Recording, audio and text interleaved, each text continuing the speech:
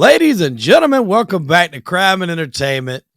I don't know if you've been living under a rock. Maybe you haven't seen one of the greatest shows of all time, The Sopranos. If you haven't, I recommend you had.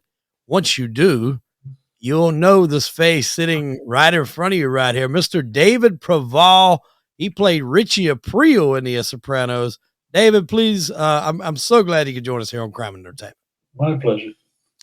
Uh, I love your accent, so you know. I hope you like Southern mine. accent. I do. I do. And speaking of accents, I'm assuming you are from the New York area? Brooklyn. Brooklyn. Born and raised? Born and raised in Brooklyn, yeah. Lived in LA. I've been living in LA a long time. Okay. Been out the beach, but when Brooklyn, you got into acting, was you around the New York area still, or? What's that? When you got into acting in the beginning? Always, no, it's all New York. Oh, okay. Started in New York and theater in New York and little plays and basements and whatever theater you can. The first movie that I ever seen you in, and obviously I was young, so I didn't know faces and stuff like that. And later on, I watched Mean Streets after the fact. But the first movie that I realized that you were in, and this was after Sopranos, I was rewatching it with my son. You were the pilot in the movie Monster Squad. I love that movie. I do too. I watched it as a kid, and my kid's growing up now. He's close to about to turn 15 years old, and so I was showing him a lot of movies that I used to watch coming up. And as we were watching, I'm like, "Oh, damn, that's Richie Aprile flying that plane." Yeah. No, people have come up to me. And said, "You're my favorite movie," and I always figure they're going to say, Mean Streets, Sopranos. And they come up with Monster Squad, and I love it.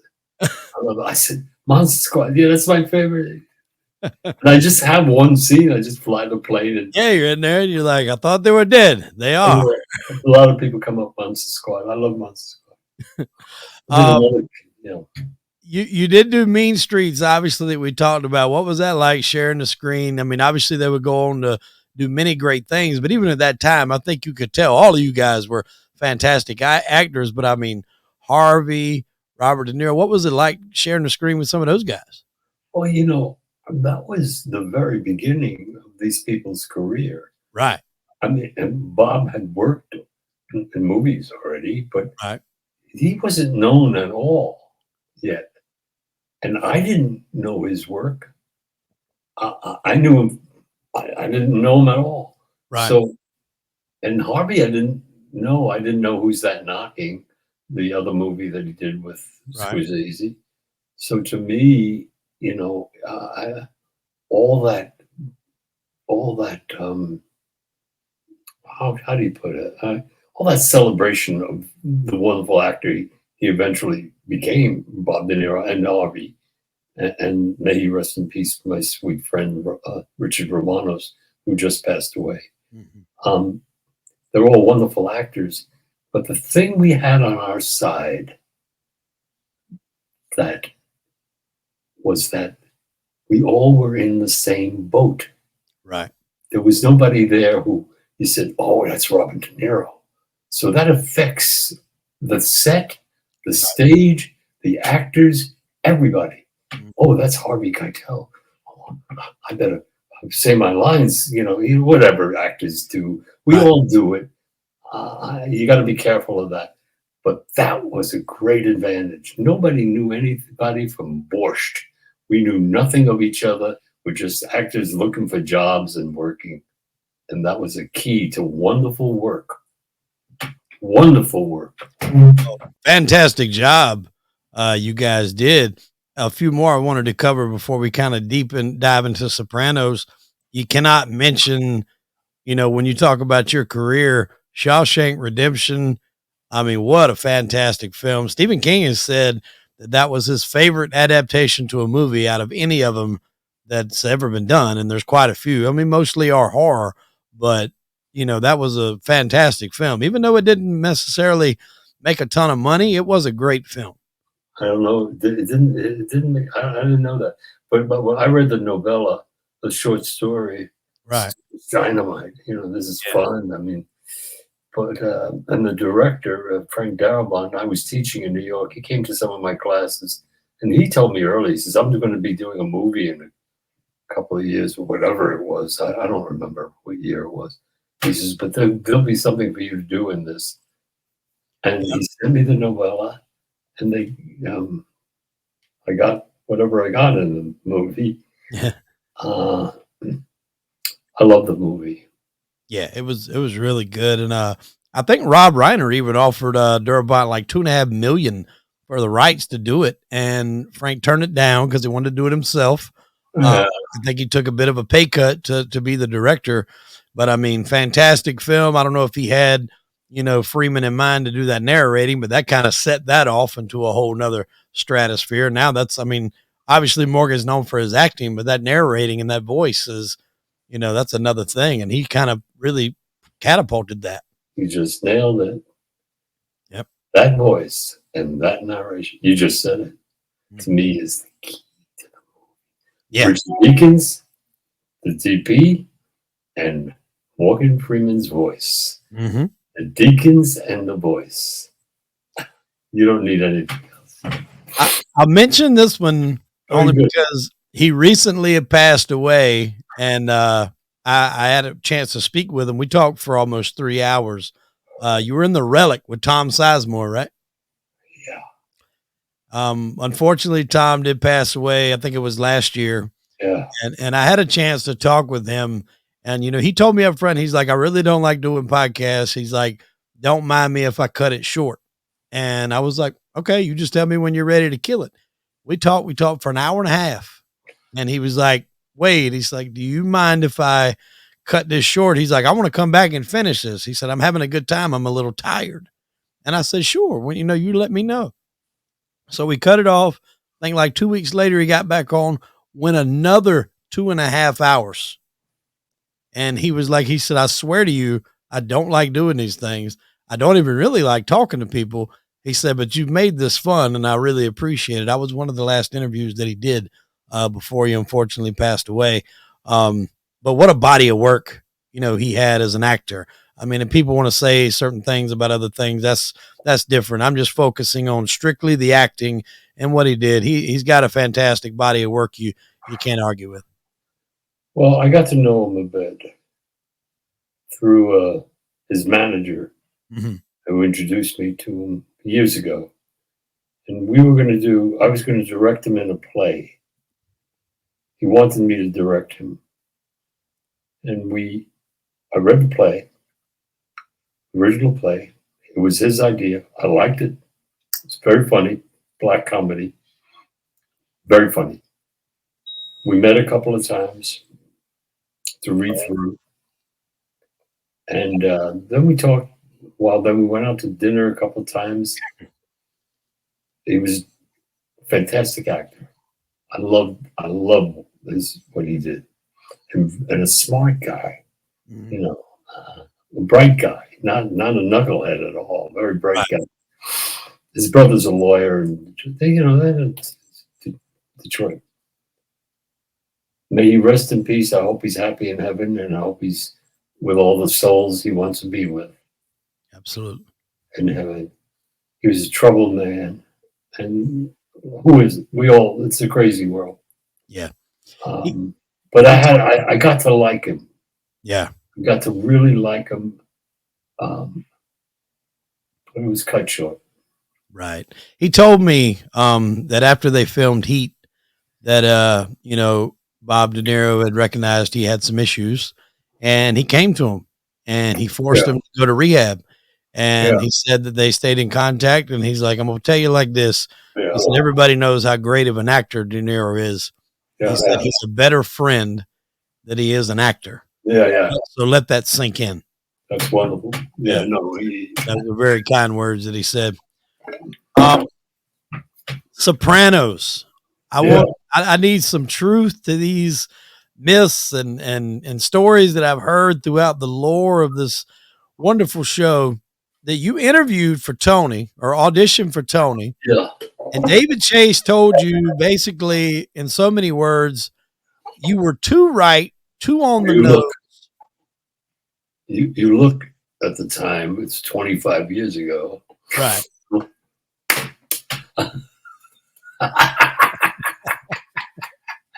You look. He said, "You look too right. You look like a gangster." I said, Yeah. "Well, I am a gangster. You know, what do you want?" No, he said, "But we'll find something for you." And I remember him saying that, and that was it. And then the show took off. And I'm in New York, and I get a call. I just get a call to meet. You want to hear this? Yeah, absolutely. Yeah. I get a call to meet um, to meet the casting director, who is oh my God, Georgianne Walken. Walken. Yeah. Thank you, Georgianne Walken. Jesus, Georgianne. And I said, I didn't even know what it was for. I'm downtown. I'm happen to be in the city. My agent calls me, get up there. Get up to their office. I said, well, it's Georgianne Walken. And I said, okay. I did not know what I was reading for. I go to the office and they hand me 4 pages.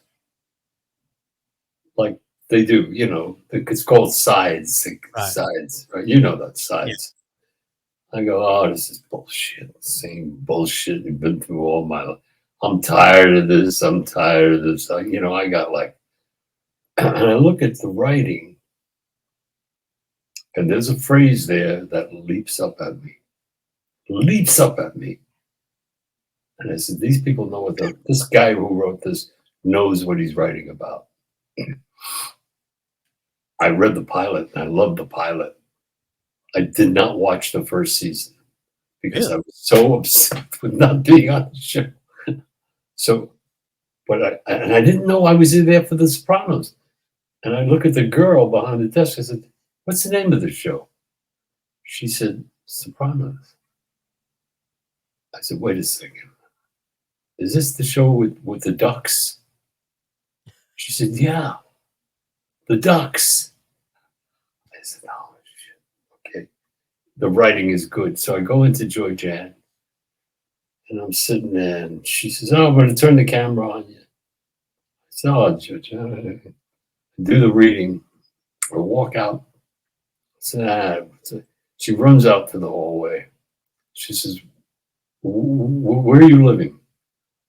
I said, on a couch in someone's house right now. She said, where is this couch? I said, the couch is on 24th Street. That's the conversation. She said, don't be crazy. Please tell me where you are. And she so I was like this. It was Georgianne Walken who went, whoa. And she was right, because that writing went wham to me. Mm-hmm. It's when you look at the phrase and it just climbs through your body into your face.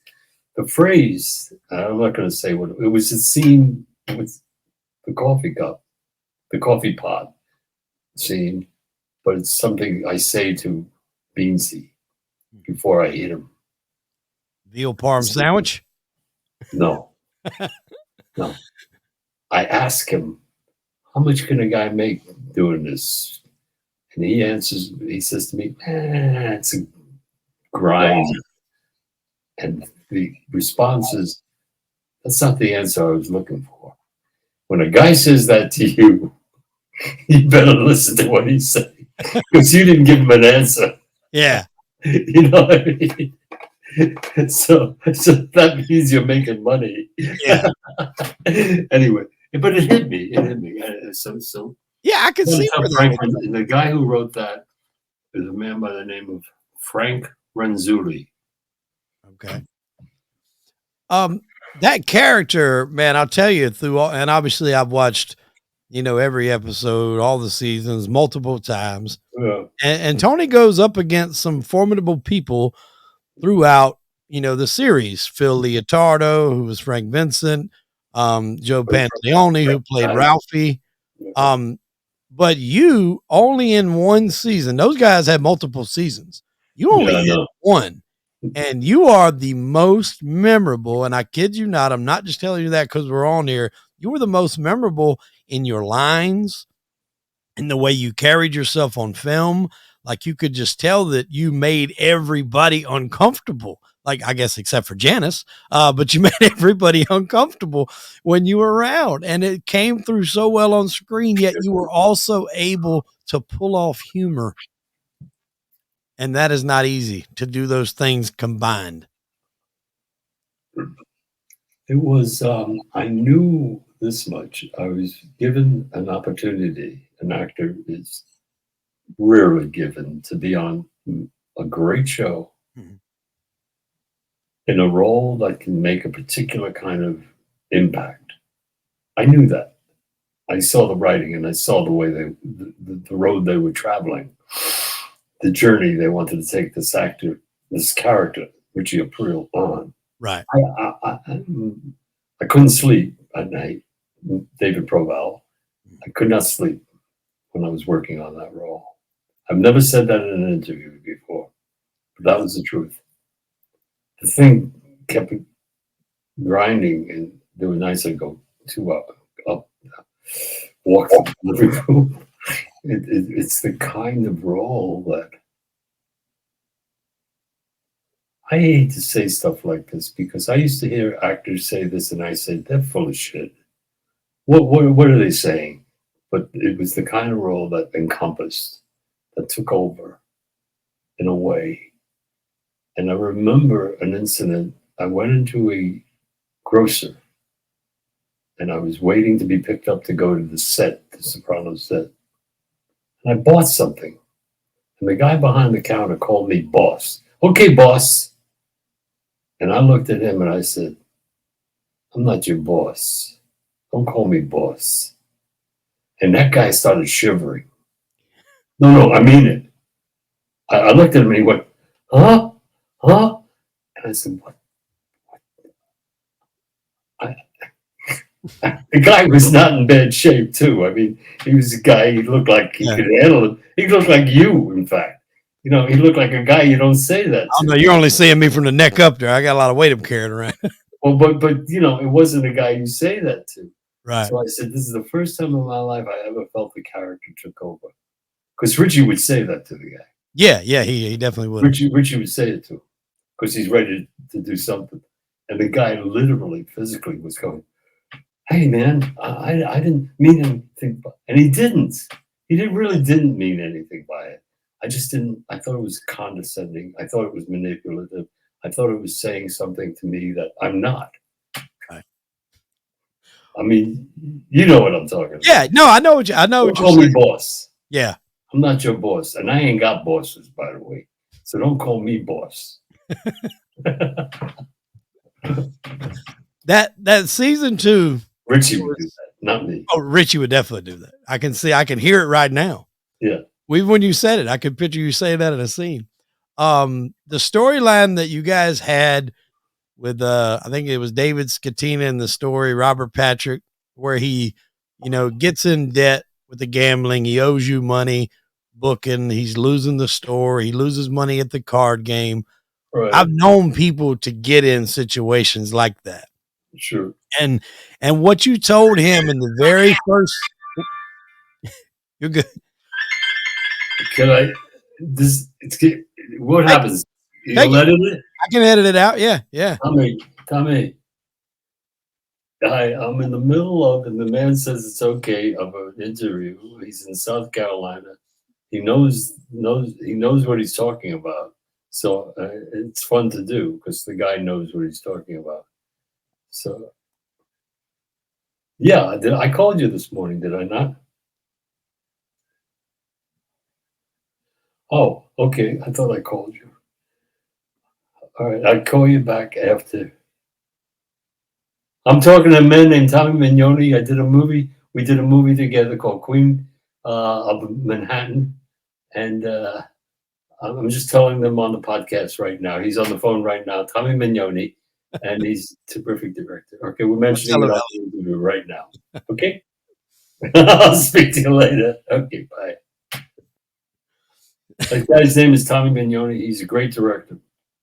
And he's won a lot of Grammys for rock videos. But cool. Yeah. The guy's serious. And we did a movie together. I'm trying to turn this off. Okay.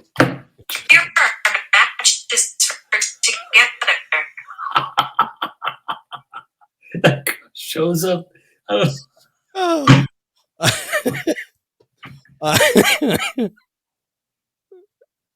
Okay.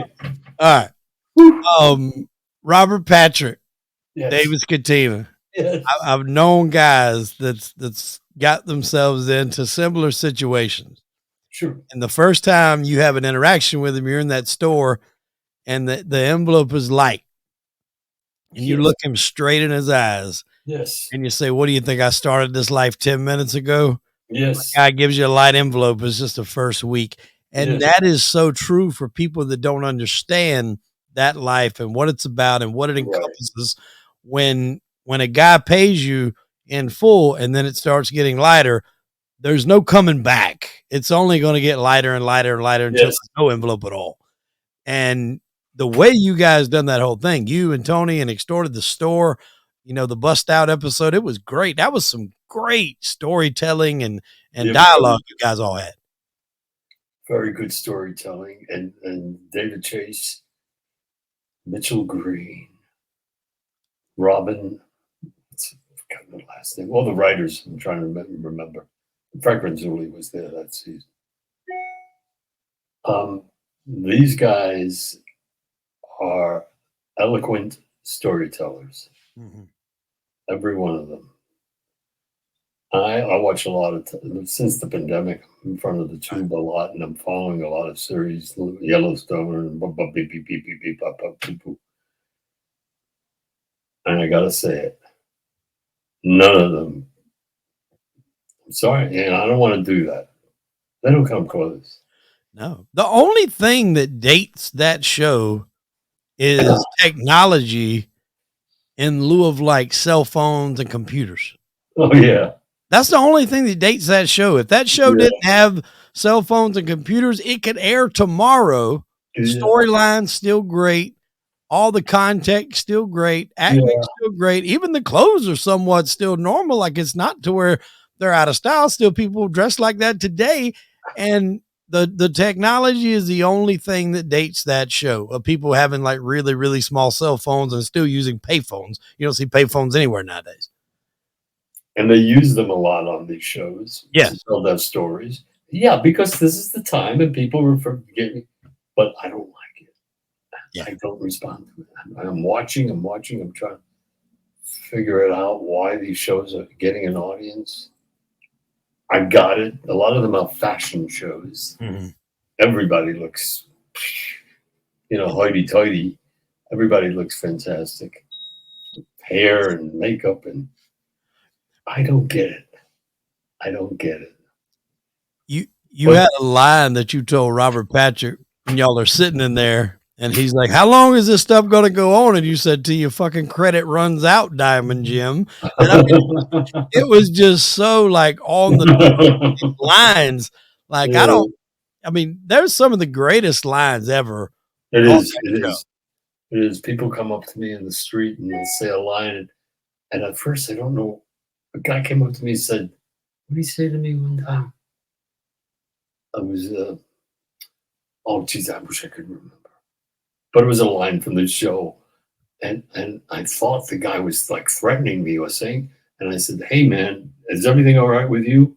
And he started laughing. He said, "Hey man, I'm doing." I didn't know what he was doing. I got like in an airport, when they do that at airports, when they come up to you in airports, people get a little strange about this show. No, they do. They do. A guy come up to me and grab my arm. Hey, I said, yeah, hello. But he had a real good grip on my. I said, okay, you all right? He said, I got to talk to you. I said, I got to get on the plane. I was online to get on the plane. He said, no. You got to take a picture with my wife. I said, I got to get on the plane. This guy was this little fire hydrant. He looked like, and I saw him. I know he's from something. Because he said to me, hey, say hello to Jamesy. I said, who? He said, come on, you know who I'm talking about. So he was like, he was so confused about realities. Yeah. I went, he said, you got to take a picture while my security ran over. Oh. I was bad, man. Yeah, guy's security ran over. I said, is everything all right here? I didn't call him, but he saw something was wrong, the guy. Yeah, the fans over this show are something He was else. very passionate, yeah. Yeah. Well, and my wife, the scene that we crack up so much about and we repeat over and over again is it's like a whole dialogue there between you and Janice and Junior when y'all come in and his hand is stuck in that drain and you're trying to get him to loosen up. He's like, relax, relax. You're flexing. And when my wife starts to get a little out of pocket with her mouth, I'll look at her and I'll say, you're flexing. Take it easy. It'll automatically end an argument like that because she starts laughing most of the time. Sometimes it don't. If that don't end the argument, I'm in for a long night and I'm sleeping on the couch. Yeah, right. But usually that'll end the argument because we start laughing about it. But that whole thing, and then when he sits back down and Janice tells him, I'm like, I think I'm gonna put on some coffee. And he's like, I don't give a shit if you do or you don't. I say that all the time. Now when my wife was like, make something to eat, I'm like, I don't give a shit if you do or you don't. I mean, we do it all the time. It's hilarious. Do you guys know when you're reading this and the lines in the script that it's going to come across the same way as it does on the finished product? If you play it for the joke, if you play it for a laugh, you aren't going to get it. Right. Sitcoms, maybe you can do that. But when you're in a drama and you play for a laugh, you won't get it. Or you'll force a laugh. No, you got to play the thing like you really. But I'll tell you this much: people have brought up that scene a lot over the years, and I recently I saw that show. No, I saw my first show once at the Ziegfeld. I didn't see it because the Ziegfeld Theater in Manhattan. I'm just assuming that you're in Manhattan, but you're not. The Ziegfeld is a big theater in Manhattan. Mm-hmm. They had, for the second season, they had this enormous premiere in New York. They flew me in from LA. I said, why are they flying me in? Put me in limos. I mean, it was unbelievable. I get out of the car. The street is jammed with cops and people. And I go, what is going on? And Michael Imperioli comes up to me and he said to me, do you feel like the Beatles? I said, what is going on? He said, people are nuts. They want to see the people on the show. The streets, there were police barricades on the street. It was unbelievable. In New York. I go into the theater, but I thought that night that they were going to play the first and second episodes. And I'm not in those. Right. I'm in the third. So I was relaxed, I go, hey, man, I'm not going to be seeing him, okay? Give me a seat. Drea's over there. Everything is fine. And David Chase gets up in front of this packed house of about 2,000 people. I don't know how many, but balconies jammed. He said, we are going to play tonight the first and the third episode. I went, wait a second. Oh, I'm in the third. I think. Marco, boom, boom, boom, boom, boom. He said, for plot reasons, we don't want to give away the plot or something. Nobody ever figured out why there was no plot. They wanted to get Richie up there. Right. Well, HBO wanted to get him out there right away. Well, it was a smart move. Yeah, right. He was an impactful player and went up against James really good. Like, to match wits and looks and stares with James Gandolfini, he's a big guy. He's an opposing guy. So to be able to do that and pull it off and make it believable, you did that. You were spot on with that. How was your and James's relationship? Did y'all know each other before the show? No. We met on my audition. I was there to audition for the Suits for the HBO people, which was another terrible. And I was just a mess. But they called them up from the soundstage And he came up, and I had heard that his work was wonderful on the show. And we worked. He broke. I was wearing a shirt that I had bought for the audition. It was a cheap Italian knit, but a cheap one that looked like, those guys always thought they looked pretty cool in the knits, and but it was cheap. And he's sitting there. We do the reading, and he looks at me and he says, "Where'd you get this shirt?" Out of nowhere. It's an improv line. Right. And I say to him, "You don't like this shirt?" He says, No. I like this shirt. I said, "No, you don't like this shirt." And we went into an improv. That was the essence. I don't know how to turn it off. That's fine. That was the essence of the relationship. It came because he understood. So we're doing this improv. It's not on page. They're just sitting there going, "What do these guys do?" And they're laughing. The suits. I said, "Okay." He stands up. He said, "David," I said, "would you stand next to James?" I said, "Oh, shit. I look like Mickey Rooney." Yeah, I know that, man. Standing up next to him. I work with Peter Dinklage. I love Peter, but I look like Peter next to him. So I get up. The guy doesn't stop getting up. He's big, man. 30-minute warning. Are you coming? No, we're talking. Okay, so you're going to keep going. We're walking then. I said a half hour, but he was right. I'm enjoying the conversation. So anyway, 47 years we're together. Okay. Anyway, I look at the suits because I'm saying, this is trouble, man. This guy is like 2 stories taller than me. Yeah. And I know movie sets. Every time we work together, they're going to say, "Get the box. He's got to stand on the box," and they don't want. And I looked at them and I say, I play 6'5". When I act, I'm 6'5" is what I play 6'5". Got an enormous laugh from these suits when I said that to them. And Jimmy looked at me and he kind of winked and whatever. It was an instant kind of thing. From then on, anytime I saw this man, we went out, we had dinners together. We called each other a lot, check on the script, how you feeling about it. He's younger than me and worked less than me, but he had natural kind of leadership quality. The guy's a natural leader. Yeah. And that's what he had. And great talent. Yeah. Fantastic actor. Well, when they were talking about the size difference between you, Junior even says in the show, and he was dead on, he said he's got tremendous moxie for his size. Well, they wrote it in. Yeah, eventually they wrote it in. But it was dead on accurate. Yeah.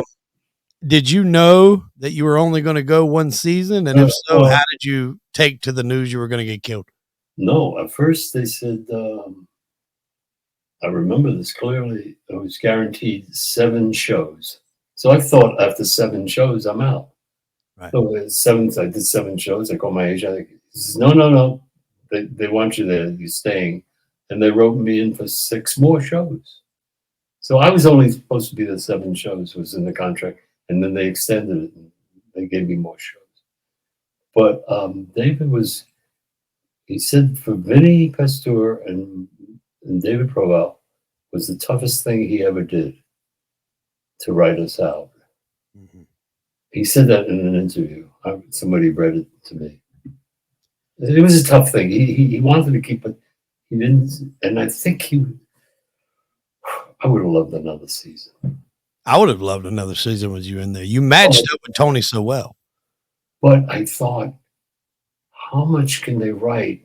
How many times can you stare at the guy? How many scenes can you have? I mean, it's got to have an arc, this relationship. It's got to go somewhere else. And it was Jimmy's idea he told me this. There was a scene where I go to the hospital because Michael Imperioli had been shot. Yep. I'm visiting him. He said, Jimmy came up to me. He says, in this scene, come up to me and put your hand on my shoulder.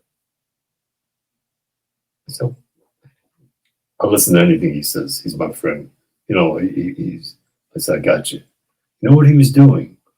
I put my hand on my shoulder, and he lifted up his hand, and he put his hand above mine. And he was hoping in the master they would see that. And maybe Richie and Jimmy find a way. But then HBO came to me and said, here's what we're thinking of. We're thinking of taking Richie and putting him in Philadelphia. And he starts his own crew. And they have rival crews. And Jimmy had heard about it. Jimmy said, I love it, because he was working every show and it was starting to get him. Right. He said, that means I'd have shows off. You go to, but David said, absolutely not. This is not a spin-off show. Right. And he was right. He's right. But to my...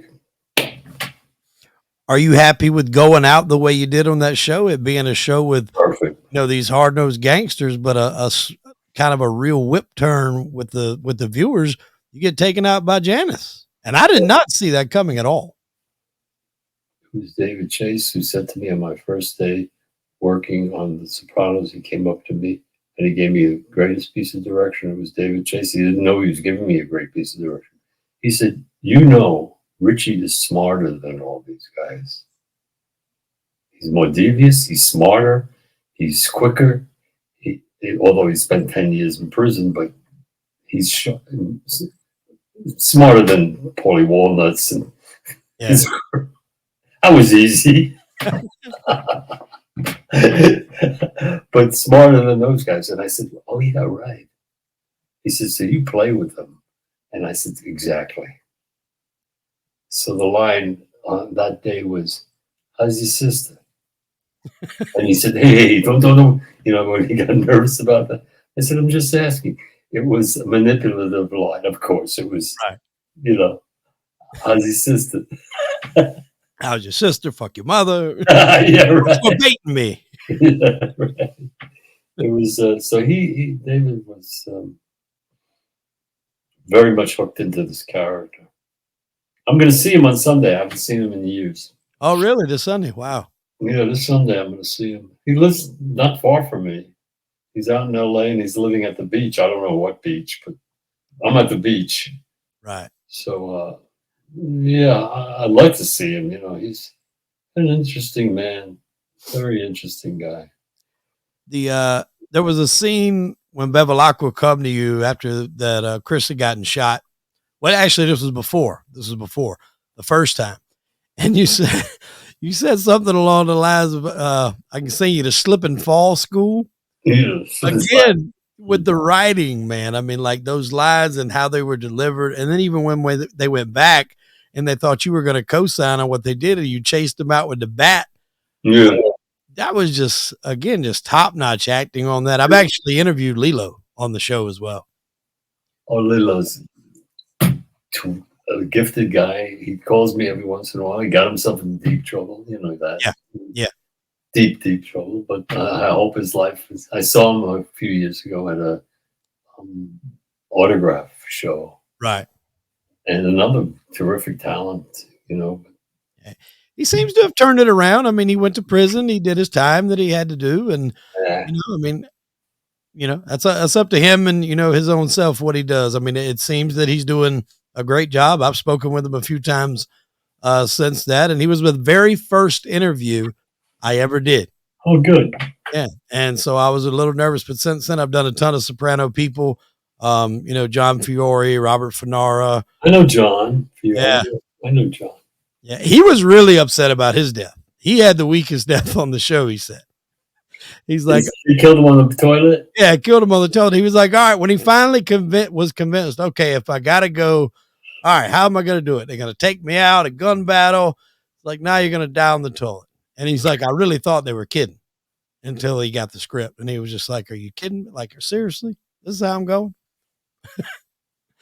But he was a good guy. And all you guys, man, were fantastic. So many years later, during the pandemic, so many people discovered Sopranos. And if anybody knew better to come up to me and tell me about, I'm like, I told you this 25 years ago. to go watch the show. Like, you're coming to me. I guess better late than never, but you're coming to me now. How does that feel for you that you have this resurgence of people that never seen that show? It's getting new audiences all the time, young kids. 23-year-old, I do these cameos, Yeah. And kids 23, 24 years old who couldn't watch the show because their mothers wouldn't let them watch the show. Right. But new audiences and love the show without computers and without cell phones. They love the show. Yeah. It's a lot of kids come up. Hey, man, I love that. That was my ritual, man. Sunday nights when Sopranos come on, I mean, there was everything else. The outside world stopped for that, 1 hour. I'll wrap this up because I know your wife's hollered at you from outside. Dogs out to walk. We usually walk at 12 o'clock. And, I'll wrap it up with this last question. It's one that I got to ask everybody that's been on the show, and I have to get their take on it and their feelings on it. Yeah. How did the ending sit with you? It was like everybody else in the world. I'm in front of the television set, and it went black, and I said, "Only me this can happen to." I looked at my wife. I said, "Only me. We lost power." She said, "No, we didn't. It is good." It was perfect. It was. It was perfect. People got angry. Oh yeah. And they were wrong. I went through so many emotions with that because I think I wanted a resolution right then. But then as years passed and I would rewatch the show, and even though I know it was coming, I developed a different appreciation for that ending where it was you didn't have a set ending, so the viewer could make it whatever they wanted. Exactly. Well, David said in an interview, what did some people need to see a family wiped out in a booth? Did they need that? Yeah. Or did they need Tony going to the bathroom? What did they need? And I don't, and so that's what he. Yeah.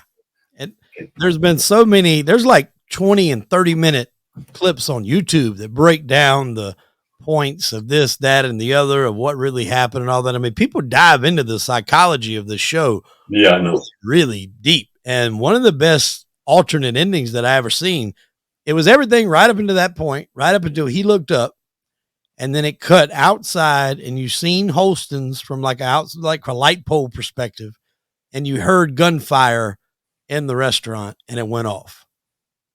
Now, obviously, they did that somehow or another, but that was actually pretty interesting. It added the same effect because you don't know who was doing the shooting. You can assume. But that was pretty powerful. I don't know if that had to be an alternate ending that was like fan. I'm just trying to visualize it. Yeah, it was just like once he looks up, the camera immediately goes from back outside where she parked the car. You see the outsides, and then you hear gunshots and you see flashes in the window, and it goes black. I thought the Hitchcockian struggle to park the car is what it was. It was very Hitchcock. Oh God, it was very Hitchcock. Watching her to park the car and then them inside and her not getting in, and you're saying, "Oh God, there's something here." That was, and everybody that come in, you're looking at the guy, the members only jacket. You're right. Looking at him. You're looking at him going to the You're looking at the other people. I mean, it was so much suspense, all in all, for a scene that wasn't really a whole lot of nothing action and wise. But you were like just on the edge of your seat, biting fingernails off, waiting for something. I was. Yeah. I remember it clearly. And I'm like you. If the credits hadn't come on, I would have thought my wife didn't pay the cable bill or something. Right. Yeah. When the credits come on, I'm like, oh, okay, now I get it. I had to figure it out for a minute. I said, I was saying, only me this could happen to. Mr. Proval, I can't thank you enough for coming on the show, man. I really enjoy you. I enjoy you. Well, you're all right. You know your stuff, by the way. Well, thank you. I certainly appreciate it. No, it's important. Some people get on, they really don't know what they're talking about. Or they don't. You've done your research. You're intelligent man, and you know your stuff. You're easy to talk to. Now I see what Sizemore saw. Yeah. And Dan told me that as well. Dan said that he said, it's great to have fans from the show. He said, but when you do an interview, it's good to have a knowledgeable person Knowledge. to talk to about it. That You're not just a understands. fan. You know what you're saying. You know Right. what you're talking about. And I'm a fan of cinema in general. So Right. when you mix the two and you can talk about directors, I'm like, for a long time, I didn't even know George Ann Walken was actually Christopher Walken's wife. I didn't put that together until Yeah. Right. Exactly. That's his wife. so little nuances like that. I worked with him too, by the way. I work with him. Oh yeah, you were King of New York with him. I did well that, and I did a very silly, stupid movie that they paid him a lot of money and paid me more money than I deserved on that. So I went there just to get the money. The truth. It was a Universal picture. Now, what's the name of it? Balls of Fury. Oh, Balls of Fury. Yeah. Yeah. And we had this big improv. They never used it in the movie, but it was great working with Chris Walken. Another one amazing actor. Yeah, you've worked with some of the greats, man, and we wish you all the best going forward. And I feel like we should just throw this out there because it's kind of how me and you come to this point. You do not have a Facebook. Nope, and there's a guy there saying, yeah, he is. He's impersonating you. He's trying to sell memorabilia. He's trying to, get money out of people. So only deal with David Proval and talk with through Instagram. He did not have a Facebook. We can get it. We can get them. I got a lot of people. If there's anything to do about that, well, I've reported it. I've got some friends of mine to report it as well. So hopefully we can get that taken care of. But again, thank you very much for coming on the show, Mr. Proval. It's been a pleasure having you on. You're fun, Wade. You're a good man. Okay. Thank you, my brother. Take care, babe. You too. Now I got to figure out how to leave. Okay.